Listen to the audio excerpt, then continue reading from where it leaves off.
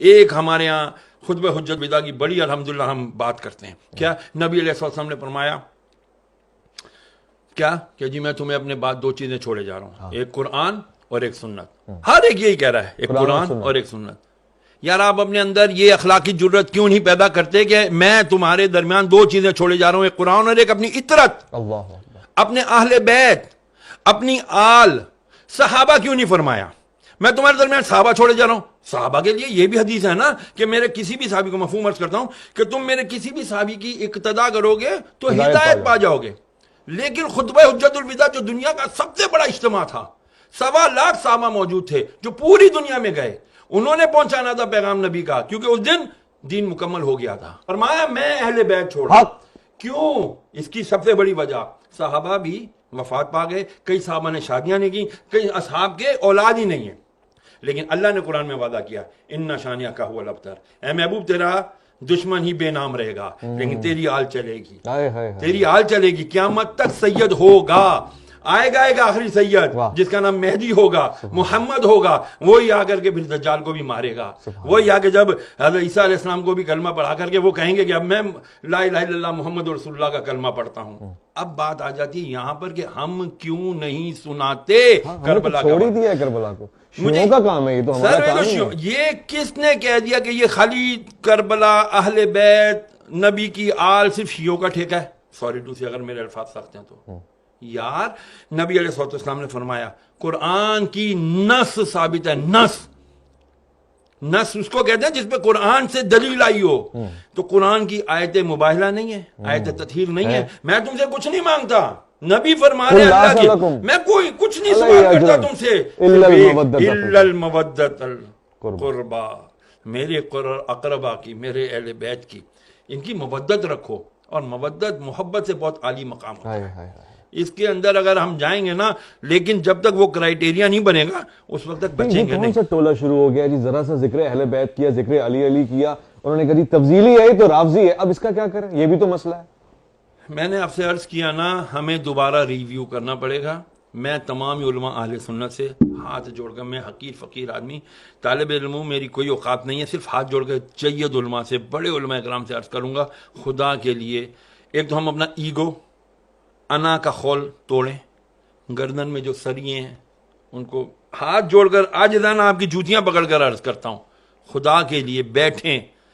ہماری آج آنے والی نوجوان نسل کو نہیں پتا کہ بھائی مولا علی کون ہے, مولا حسین کون ہے, حضرت امام حسن کون ہے, نہیں پتا. رسول کی اہل بیت کون ہیں, ان کو نہیں پتا. اگر ان کو پتا کرنا ہوتا ہے تو وہ اٹھاتے ہیں اور کس کے بیانات سنتے ہیں, وہ اہل تشیع علماء کرام کے بیانات سنتے ہیں. بہت بڑے بڑے نام ہیں, میں شہنشاہ نقوی صاحب کو بہت اچھے سے جانتا ہوں, میں مسعودی صاحب کو بہت اچھے سے جانتا ہوں, میں باقر صاحب کو جانتا ہوں, بہت بڑے بڑے علماء ان کے ہیں.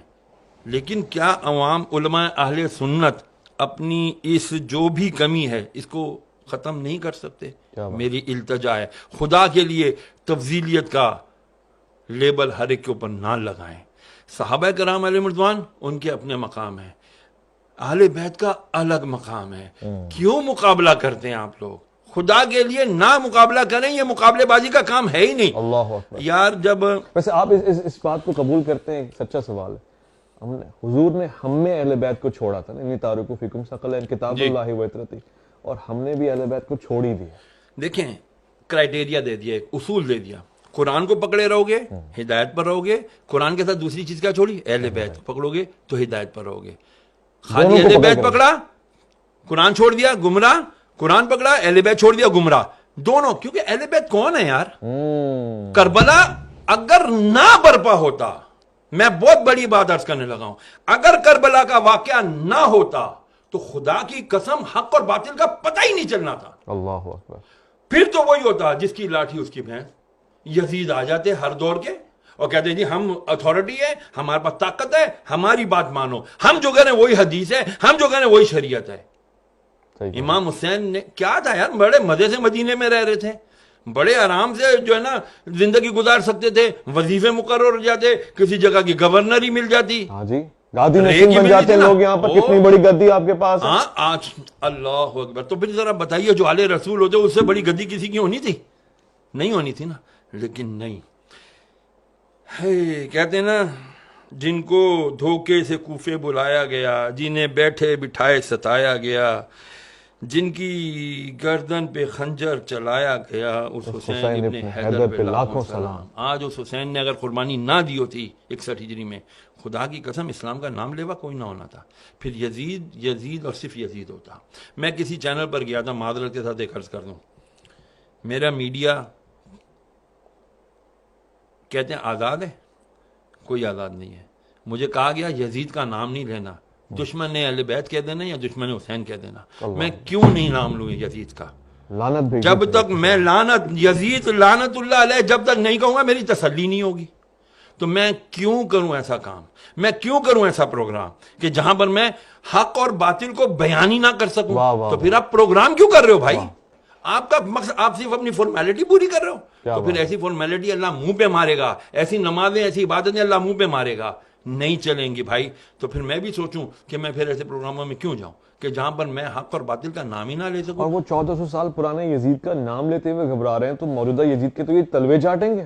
تو ہو یہی رہا ہے، سسٹم آپ کے سارے یزیدی چلا رہے ہیں بدقسمتی سے، اور پھر ہم کہتے ہیں جی ہم اہل بیت کے ماننے والے ہیں، ہم رسول اللہ کے جنت رسول اللہ کی، ایسے نعروں سے جنتیں ملنے لگی نا تو بڑے بڑے، وہ کیا شعر ہے اقبال کا کہ وہ ہو تو وہ بھی نعرے تکبیر بھی، تقریب کیا ہوتا ہے وہ فتنہ، فتنے کے اوپر علامہ اقبال نے کہا نا کہ بہرحال مجھے اشعار یاد نہیں رہتے بھائی، سیدھی سی بات ہے، فتنہ بہت ہے آج کے دور میں، اپنے آپ کو بچاؤ، اہل بیت اور قرآن سے محبت رکھو، قرآن پڑھو گے۔